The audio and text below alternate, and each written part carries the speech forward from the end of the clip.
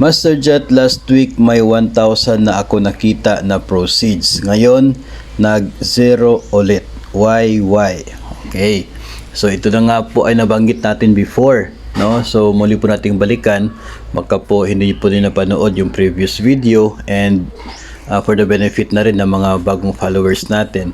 So, maaari po kayong nagtaka kung bakit nawala na naman itong net proceeds ng inyong pong MPL Flex na gusto nyo sanang i-renew ngayon. No? Last week, let's say September 18, if ever, meron kayo nakita na loan proceeds. No, September 18. Tapos ngayon, September 24, ay biglang nawala na. Nawala na laman, hindi ka na maging eligible. So, bakit ganon? Bakit nawala yung net proceeds?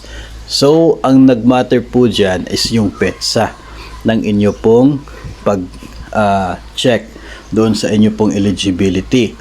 Kasi po, ay nagmamatter siya dahil yung petsa will also be a factor doon sa first amortization, at ang first amortization will be the factor sa advance interest nga i-deduct ng GSIS from your loan. Let's say, unahin po natin yung September 18, last week. If nag-apply ka last week, mayroon ka nakikitang net proceeds. September 18 po, ang first amortization yan sa bagong loan ay October. Sa October, mayroon ng payment for the new loan. So, ang ibabawas sa GSIS application ninyo as advance interest ay from September 18 hanggang September 30. Kasi yun yung time na walang payment sa bagong loan mo. September 18 until September 30. So, 13 days lamang yun. No? 12 days, tapos isali natin pag-count yung 18. So, 13 days. Yun lamang yung magiging advance interest sa inyong in-applyan na loan pag September 18 ka nag-apply. So, 13 days lamang na advance interest. Ngayon, if ngayon ka mag-apply, September 24 ba ngayon? September 24, ang magiging first amortization yan ay hindi po October, kundi November. November, yung first amortization ng loans na granted beyond September 23, no? Pagkatapos ng 23rd day of the month, the next granting yan 2 months after yung first amortization. So ngayon ka mag-apply, bukas pa yan mag-grant, no? Ma-confirm, posibleng ma-confirm ng AAO ninyo. So kung ganun po mangyayari, September 25 siya mag-grant, ang first amortization ay sa buwan ng Nobyembre. So dahil November, yung first amortization ng bagong loan, ang ikakaltas ng GSIS for advance interest of that new loan ay from September 25 hanggang sa October 31. Imahigit isang buwan yon. Kaya mas mataas yung kanyang deduction doon sa loan application for the advance interest compared mo doon sa deduction niya if you applied last September 18. So dahil sa mas mataas na deduction na yon, kaya ikaw ay not eligible this time kung ngayon ka mag-apply, kahit meron ka ng 1K sana if last week ka nag-apply. No? Factor po, no, yung pagtaas ng advance interest na deduction, kaya hindi ka eligible ngayon. If matlaki po yung inyong net proceeds last week, possible na eligible ka pa rin ngayon, pero mas mababa na yung net proceeds. So, ganun pa rin po yung reason kung bakit ganun. So, kung hindi po natin alam ito, hindi po tayo aware na ganito pala yung paraan, no, this is how it works, then posible po na magtataka tayo bakit ganon, magdududa ng kung ano-ano, no, kasi bumaba nga yung proceeds.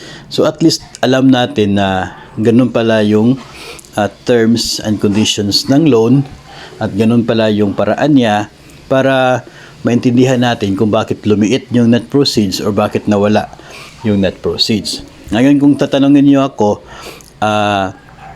bakit ganun yung mangyayari na hindi naman nagdideduct o hindi naman napuputol yung deduction if ngayon nag-apply, tapos sa November pa yung first amortization, by October ay nanatili naman yung deduction, no?